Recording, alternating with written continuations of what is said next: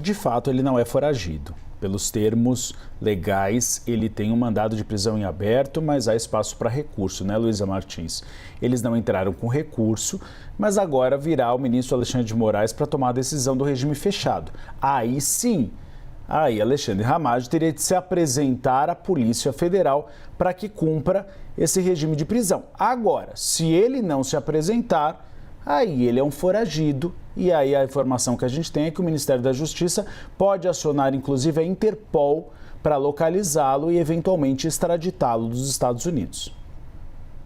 Uribe, é curioso, né? O vídeo começa com o deputado falando que não foi para os Estados Unidos para se esconder, mas ninguém, nem na Câmara dos Deputados, parecia saber da sua viagem para o exterior, né? E ele tem mandato ativo, né?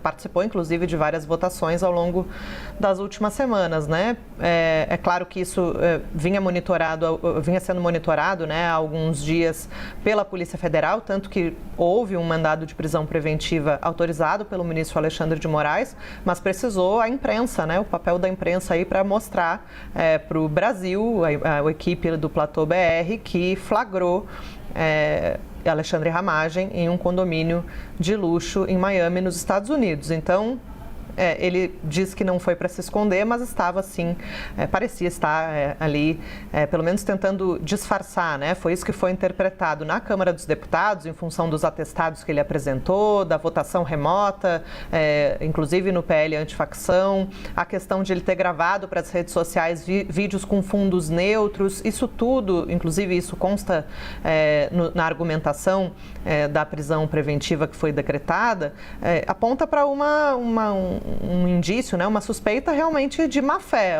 Saiu do Brasil para tentar fugir da aplicação da lei. Ele próprio acaba admitindo isso em outras palavras, né, Uribe, ao dizer que foi para tentar escapar, né, não sei se ele usa essa palavra exatamente, mas para tentar escapar de uma condenação que ele considera injusta por parte do Supremo Tribunal Federal. Alexandre Ramagem foi condenado no STF, no núcleo 1 também da trama golpista, a 16 anos de prisão, foi condenado também à perda do mandato parlamentar e tem também consequências possíveis para sua própria função de delegado da Polícia Federal. Então, as consequências para ele já estavam prestes a se concretizar, né, com o trânsito em julgado, como vem explicando o Pedro Moreira, não só para Bolsonaro, mas para ele, Ramagem e todos os demais réus do Núcleo 1, à exceção de Mauro Cid, que, enfim, já está aí cumprindo a sua pena em regime aberto.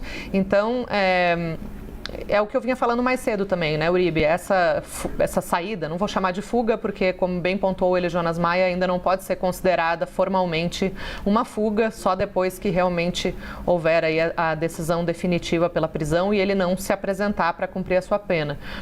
Mas essa viagem de Ramagem aos Estados Unidos, assim como ocorreu com Carla Zambelli, quando ela viajou primeiro para os Estados Unidos e depois para a Itália, reforçam ali no STF uma avaliação de que é preciso um maior rigor para evitar que nesse período em que a pessoa já foi condenada, mas aguarda em liberdade até o julgamento dos últimos recursos, para que ela não faça isso, né? Para que esses episódios não se repitam. Lembrando que, além de Bolsonaro e de Ramagem, existem outros mais de 20 réus que já foram condenados pela trama golpista em outros núcleos e agora com mais um grupo que vai ser julgado, o grupo do núcleo 2, que vai ser julgado em dezembro. Então, a avaliação que eu tenho ouvido é de que todo cuidado é pouco.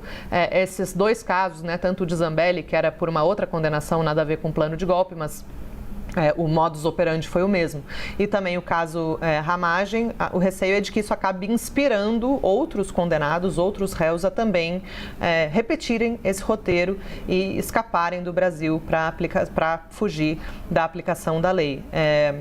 O Supremo está, assim, como eu disse, avaliando, né, o que fazer para evitar esses episódios, né, e que outras pessoas acabem usando o caso de Ramagem como uma inspiração.